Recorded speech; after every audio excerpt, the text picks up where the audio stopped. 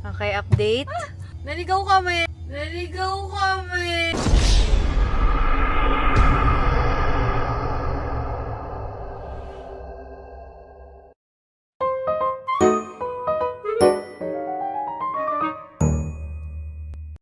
Today is December 25 and it's Christmas! Merry Christmas everyone! And today, papunta tayo ng church. Magsisimba tayo.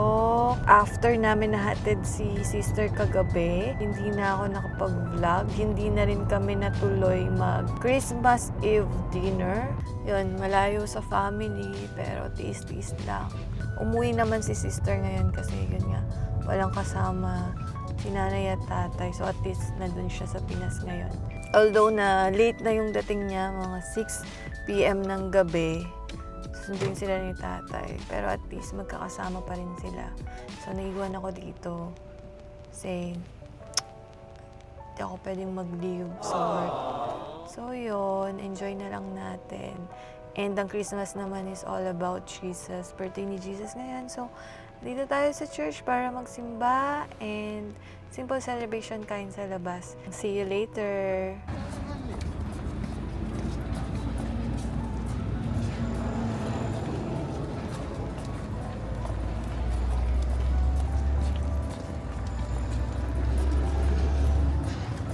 Guys, tapos na kaming mag-church and nakapag-decide kami dito kumain sa Avani Hotel sa isang lunch buffet. So, dito kami mag-spend ng Christmas. Ayan siya. Ito. And, ayan. And may pool din sila dito. Ayan. Ito yung mga ibang lahi. They spend Christmas like this. Swim lang sila dyan. Ang ganda rin ng place. Yun lang guys. Kain muna kami.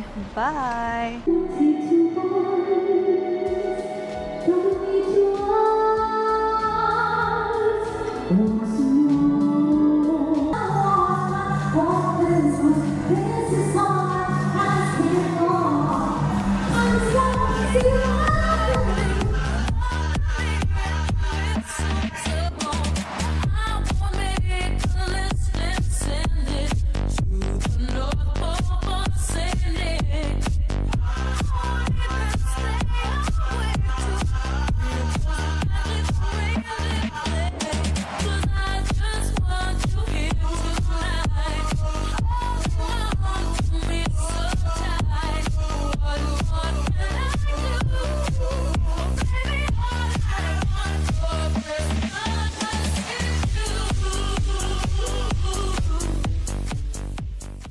One eternity later. Hi guys! Today is December 30 and...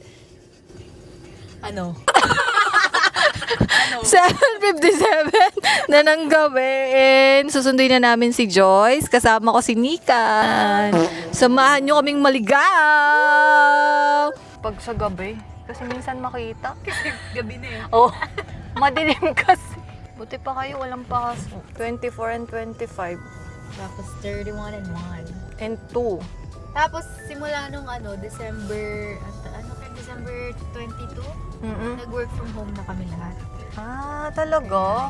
Kasi wala na kayong mga shoot. Wala na, tapos na. Kaya work from home na kayo. Seryoso naman. Si Focus naman. Siyempre, madilim kasi. Alam mo, ito yung worry ko pag sa gabi, pag nagda-drive. Parang ang hirap makita ng mga sasakyan ba?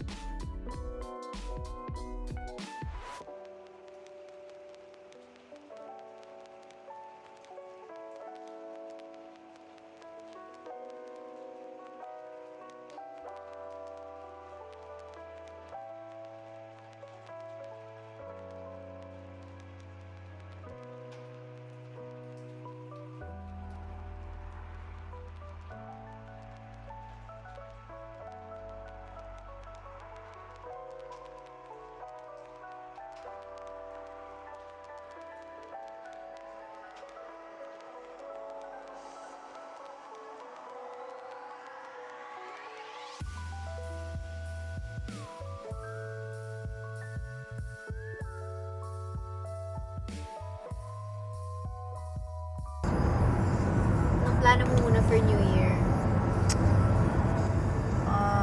Anong plano? Anong klaseng plano? Sa buhay ko ba? O... Hindi. Ano nang gagawin muna? Sa New Year. Wala, manonood ng fireworks. Fireworks! Kaya sa Riga tayo uuwi. Tapos kakain lang. Yun Makikikain, lang. no? Makikikain na sa may handa kasi wala tayong handa. Yes. At least. Nang-invite kasi yung friend ni, yung kaya work ni Joyce. Tapos kasama pa ako. Okay lang yun. Alam naman, sabi na may kasama kaming iba. Oh, yeah. Dahil nabanggit mo na rin yung plano mo for New Year. Ano na lang nililook forward mo sa 2026? Financially stable! Peace of mind! Happiness! Happiness. Yes, and walang magkasakit sa family. Okay, Lahat so, healthy. panibagong taon, ibig sabihin, panibagong pagsubok. Yes, I know. Exactly. Lagi ko naririnig sa office. Exactly. Perfect. Exactly. Sa office. Oh, ganun. Pag nakikipagkwentuhan, exactly. Perfect. Perfect. I love it.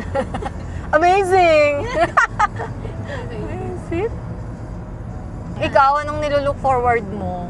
Nilook forward kasi 2026, siguro din, makapag-ipon palalo. Wow! May naipon. May naipon ka na? Sana all! May Sana naipon all. na. Na syempre parang, rin, self-control. Kasi, alam mo dati, akala ko, hindi ako masyadong magiging magastos. Like, as in, focus Oo. tayo sa goal, ganyan. Mm-mm. Tapos, nung syempre naranasan ko na yun, Oo. Na ikaw na lang mag-isa. Oo, parang Mm. grabe pala yung pwede kong gumastos ng gumastos at Oo. kumain ng kumain. Yes, totoo. Kaya parang, you have to be careful din. At kung hindi ka careful sa sarili mo, talagang mababaon tayo sa utang. Ay, may natamaan. Joke lang. Oo, totoo naman yun. Diba? Yung totoo yun.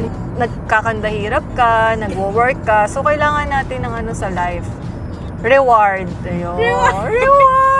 Kaka-deserve mo. Kaka-deserve mo. Nabaw na sa utang. Wag naman. Bawi na lang sa next life.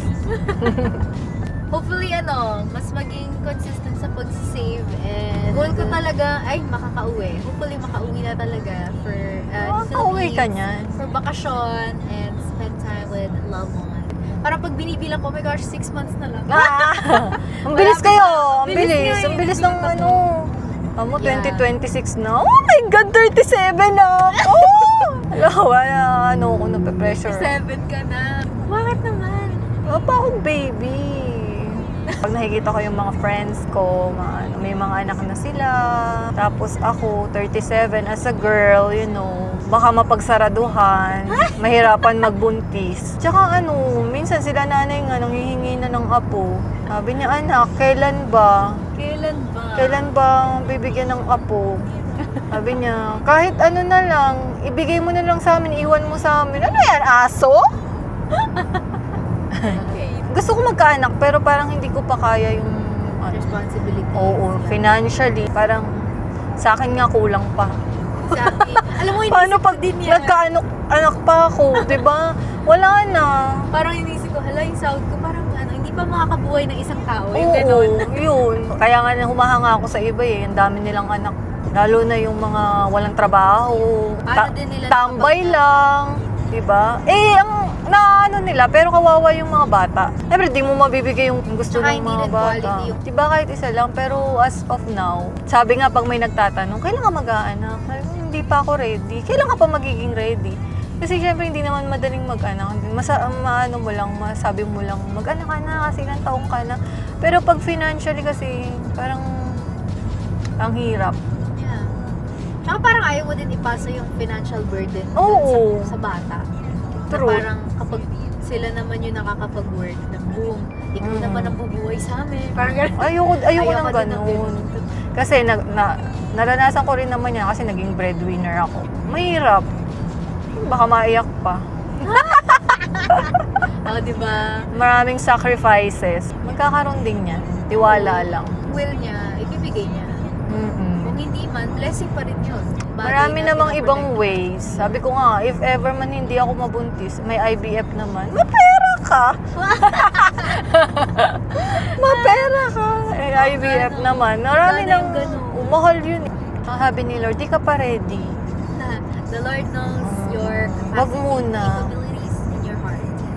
A few moments later. Okay, update. Naligaw kami. They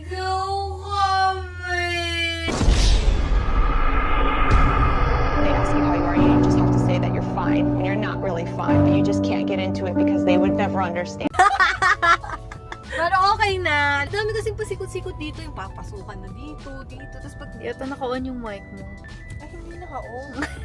Okay lang yun. Okay, 1, 2, 3. Action. Naligaw kami! Ulit! Pero sumakses, nandito na kami, malapit na kami. Masusundo na namin si Joyce. Pero ang dating pa ni Joyce ay 10. At least maaga tayo, kaya mabayad tayo parking. Pagbabayaran natin si Joyce ng park. Kasi last time, nung hinatid ko sila, ako nagbayad ng parking. Update. Hindi ko alam kung tama, guys. Kala ko ba tama? Feeling ko, hindi ko kasi makita yung signage. Yung green na may long, short. Ito na yung arrival, oh. Ano ba to? Ito yun. Yung may long tsaka short parking. Asan yung long at short? Yan. A and B yung nakikita ko. Meron dyan. Tingnan mo mamaya. Long. Yan na, we're here at the airport. Ayan sinasabi ko, dito tayo sa long term. Kasi mas mura sa long term. Yung pala hinahanap niya kanina. Dito tayo sa long term. Ba't ganito? Parang ang sikip ng daan. Baka ibang way na naman. Baka pauwi na tayo. Huwag naman. Likod. Ang hirap. Success! Success! Nakarating kami, guys! Naligaw pero nandito pa rin. Dito na kami sa airport. Waiting kay Joyce. At kinawawa. Waiting kay Joyce. Ang tagal. Estimated time of arrival niya is 10:18. So, yon, waiting kami kay Joyce. Kasama ko pa rin si Nika. Sis! Welcome back, girl! Kamusta? Kamusta ang blonde hair? Nagaya ko lang yun sa'yo. Arte mo. Kamusta ang vacation? Dito kami. Tipid kasi 4 days lang. Tipid ko yun. Parang bitin for me. Dahil dyan, bayaran mo yung parking. Okay. Okay na yan. Nakabukas na? Girl.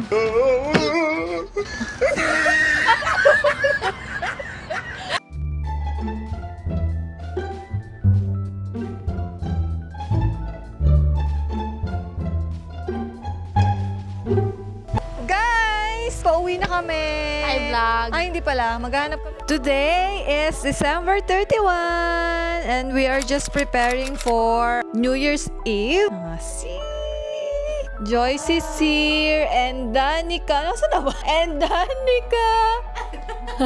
May salon dito for New Year's Eve. For today's agenda, pupunta tayo ng Alriga. Doon tayo magsa-celebrate. Makikigulo tayo sa Alriga sa maraming tao. And let's see kung makakapanood tayo ng fireworks. Pero for sure hindi kasi walang fireworks sa Riga.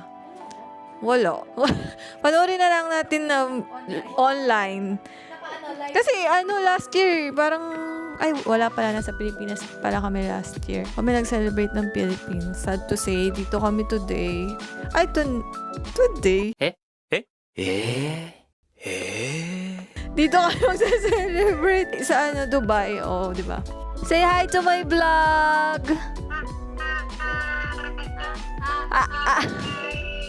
Happy New Year!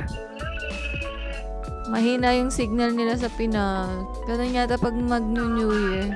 Paalis na kami, papuntang Riga. Yay! Protect us, Lord. Yes, Mag-drive amen. na naman siya. Yes! Samahan nyo kaming maligaw ulit. Inagahan natin ang alis in case maligaw man kami. Marami kaming time. Ano na lang, ano muna ang grateful kayo for 2025? Ako, madami. Well, based on material things naman, yung dati kong pinapangarap na sasakyan, like, manifesting lang na sana magkaroon kami one day, which is, nakuha ko na siya this year. Palakpak. Yun. And also, grateful ako sa work ko kasi mas okay siya, actually. Yes. Ikaw? Ate Jane. Iyak ba ito? Iyak ka! Wala, grateful ako sa lahat. Sa work, may magandang work, family. Magandang family. Tsaka Ayun, nakaka-uwi ayun, tayo. anytime. Then nakakapag-travel. Yun. Yun lang. Ikaw. Tapos yung bahay pala. Yes. Yun, yung bahay. Yun. Kakainis. Ako, yeah. grateful ako kay Lord kasi this year is the year na nag-move ako dito sa UAE. So, it's such a big step siya sa akin. So, I resigned and then I moved here and after like 11 days, di ako makapaniwala kuha agad ang offer. And yun, malapit pa yung tinitiran ko sa work ko. So, it's such a blessing and also to find a good working environment. So, parang all in that this year was such a blessing for me. And also, pinaka-greatest blessing ko, I feel, is mas naramdaman ko yung love ni Lord. Kasi first time ko rin maka-feel ng loneliness and all. And mas naramdaman ko yung pagiging faithful niya sa life ko and yung comfort na thank you, Lord! Ayan naman ako sasagot ko. Ulitin mo na! Okay yan! Okay na yun. Basta yung general, happy. And hopefully, love life soon. Kayo guys, anong grateful nyo? Saan kayo grateful? Comment down below. Dito na kami sa Riga. Dito muna kami sa may night market tatambay while waiting sa party na pupuntahan namin. Party! Wala mo naman ang sakin part. Sa bahay lang po. Bahay lang. Pupuntahan naming bahay na kakainan namin. 9 o'clock pa kasi. 7 pa lang. So, Salamat po sa tambay muna kami. pag-invite. Yun.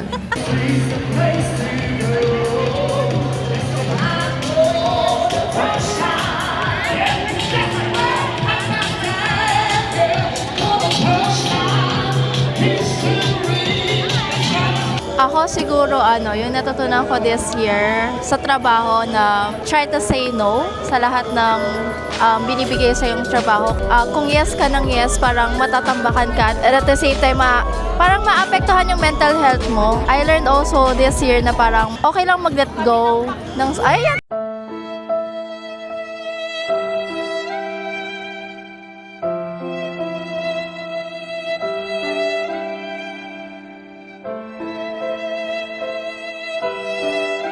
okay lang na mag-let go ka ng mga taong nasa paligid mo or yung mga old friends mo na hindi sila nagsistay.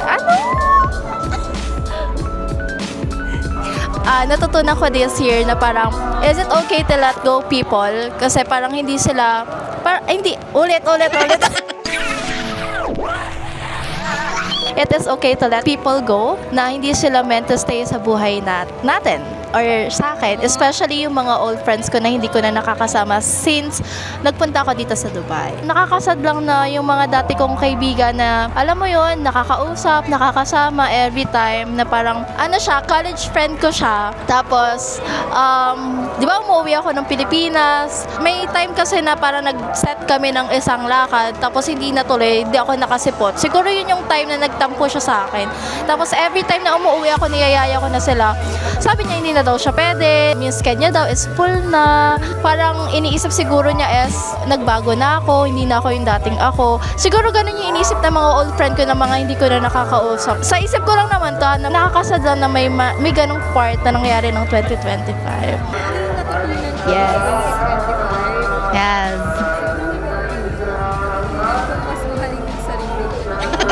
Parang last year din. Puro mahal na lang yung sarili. Kasi overthinker ako. So parang isip ako ng dahilan, ano bang nagawa ko. Parang pinapalipas ko na lang. Hindi na ako nag-iisip. Nag-let go ka na rin. Ano pa natutunan mo? Sige, go. Ngayong next year, gusto ko nang matutunan mag-save. Sabi, yung natutunan pa lang this year, Advance. Yun yung natutunan niya na sana magsisave na ako next year. Tutunan ko, joy is not dependent on your situation. It's dependent on the fact that God is sovereign. I mean, I know joy is parang deeper than happiness, but siguro mas na-experience ko lang yung joy this year in a sense na kasi nga natutunan kong mas maging mag-isa, like independent, but then so parang andun yung loneliness, yung pagiging alone. So parang since joy is not dependent on my situation na mag-isa ako and all, parang thank you Lord kasi nga yung joy nakadepende sa kanya, His sovereignty, His plans over my life. And whenever I think of His plans for me, yung mga faithfulness niya sa buhay ko, parang dun ako sumasaya. Dun yung joy. Dun talaga nanggagaling yung joy sa buhay ko. Loneliness is also an opportunity for me to be more dependent on God. Yun yung talaga yung natutunan ko this year. Malungkot mag-isa, di ba? Parang maging puro ikaw lahat gumagawa, maglalaba ka, makakain ka mag-isa. But then it's an opportunity to depend more on God. That's all. 2026. Let's go. Na siya ng idea, go. Isa pang natutunan ay, kung hindi para sa'yo, hindi para talaga para sa'yo. What? Bro, what are you talking about, man? Again tayo ka explanation tayo. Wants James. Ha? What Jane wants, Jane gets. Bakit ang dami mo na James? Naka-James ka. Uy, naka-James ka ba? Mabash kami. Ako yung type ng tao na very organized. Yung parang pinaplano ko yung araw ko. So kapag may hindi nangyari according sa gusto ko, nandun ay frustration. But then frustration is also an opportunity to show that you have the Lord's, that you trust the Lord. Kumbaga parang pag instead na ma-frustrate ka, ipakita mo na okay lang Lord, you're in control, not me. Parang ganon. Happy New Year, Jones! Happy New Year! Sige. Bakit naman? Mga sarili party. It's raining men.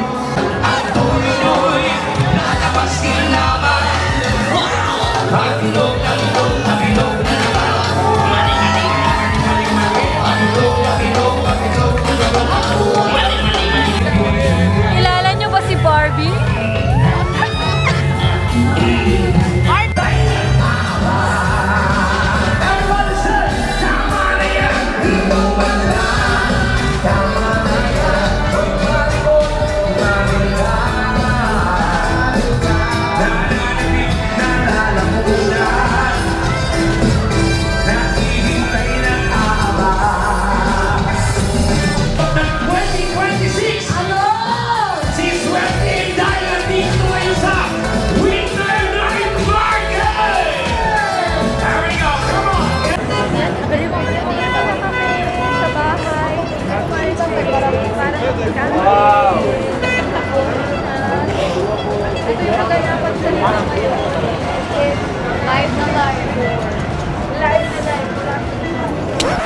Yep, that's me.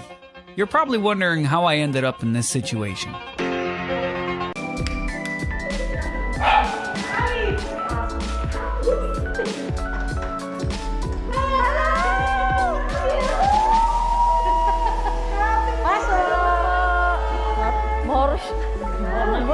Asan si Eva? Hello! Hello po!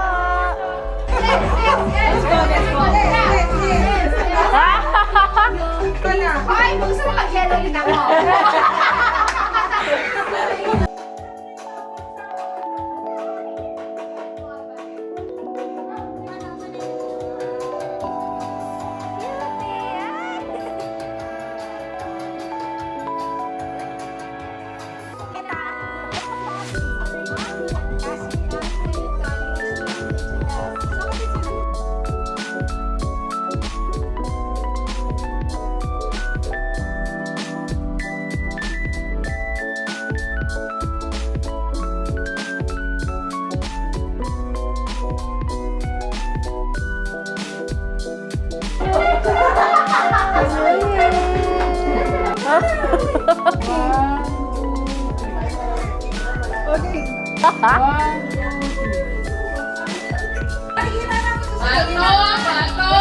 Ping pong. Wait. Okay, tabla.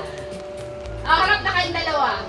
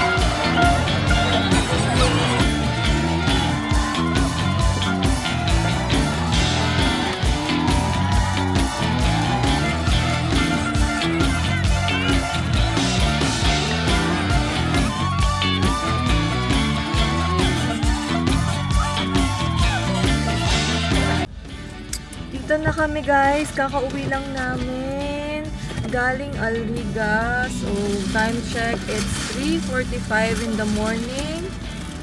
Pagod, antok, pero masaya, enjoy, nabusog. Happy New Year guys! That's it for today's video.